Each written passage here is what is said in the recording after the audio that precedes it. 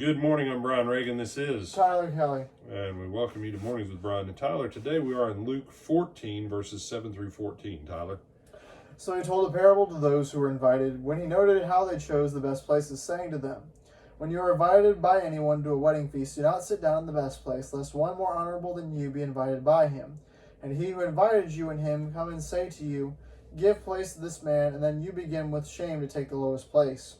But when you are invited, go and sit down in the lowest place, so that when he who invited you comes, he may say to you, 'Friend, go up higher.' Then you will have glory in the presence of those who sit at the table with you.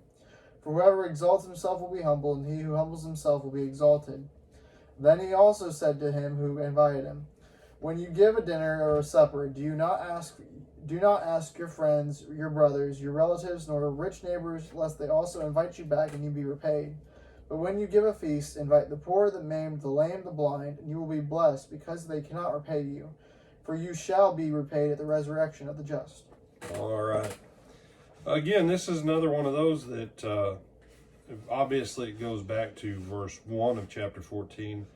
It happened as he went into the house of one of the rulers of the Pharisees to eat bread on the Sabbath, that they watched him closely.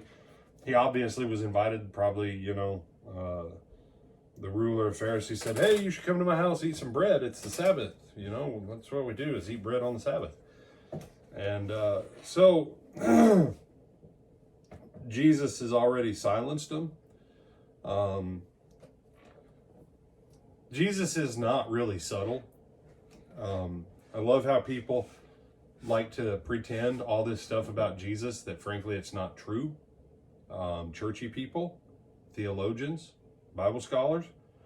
"Oh, Jesus was so smooth in how he did this." There's nothing smooth about this. Jesus is just being polite enough to go, "Yeah, it can be this meal that we're eating right now that I was invited to. Or, let me tell you, when you're invited to a wedding supper," Jesus' point, what? He has the social manners to not totally throw it up that all y'all are so wrong in your attitude, even as we're eating bread right now on the Sabbath. So he throws it in the concept or into the context of a parable. But as he's going to progress with this parable, then with the next parable about the wedding feast, then the next parable about counting the cost and your priorities, there's nothing subtle. And if it was anyone other than Jesus, you know what we would say? He's rude. We'd say he's not a very good house guest. He doesn't have very good manners. Jesus is rude.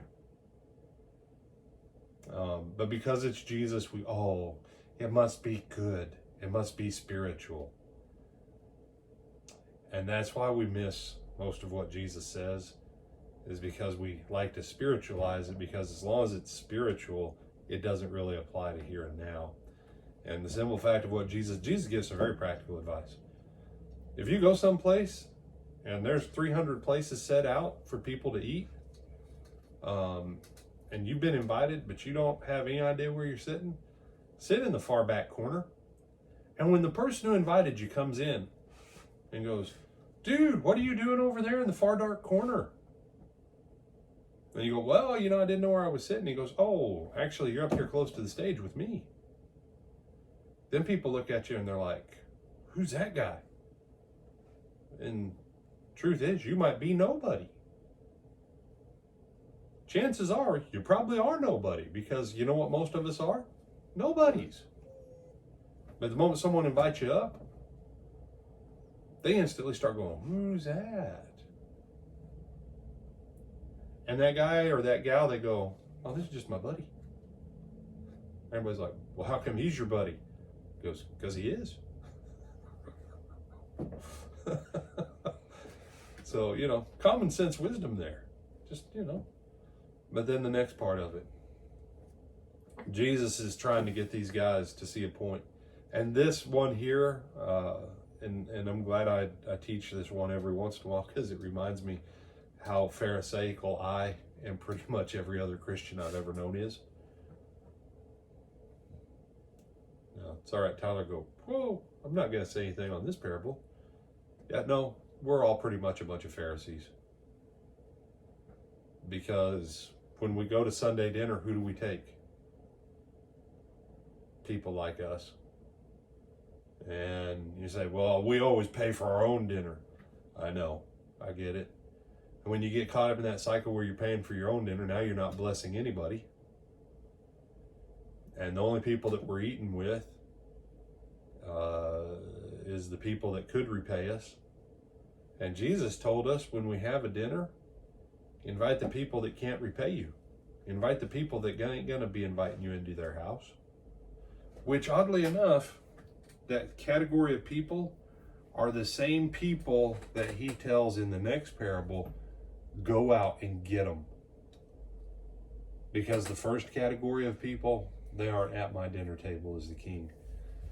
And this is one of those, you and I, you say, but brother, you know, these poor people, the lame, the maimed, the blind, the poor, you know, they aren't all going to be in heaven. That's true. But listen to what Jesus said in verse 14. You will be blessed because they cannot repay you. So who owes you? I'll let you answer that one, Tyler. Who's the one that owes you now? What, in this one? Yeah. What's that? What's verse 14? Who owes me? That's the big man upstairs. That'd be God would owe you. God. God owes me. Don't say God owes you. I'm not. Jesus is the one. Jesus says they can't repay you. You know what it's called when you have to repay someone? What's that called, Tyler? Payment? If you owe me $50 and you have to pay me back, thus you have to repay the 50. As long as that $50 is out there that you owe me, what do you have? I have a debt. You have debt. Jesus just said you can put the Father in debt to you. The Father owes you. Not because Brian says so, Jesus says it. When you and I in this life do this to the people that he wants his feast filled with, it creates a debt that the Father will repay to us at the end of all of it. I don't know, brother. I don't know why God owing me. Psalm 23. You anoint my head with oil. You prepare a table for me in the midst of my enemies. God is so much more concerned about us than we are about him. You have any other thoughts on this one? With that, we bid you good morning.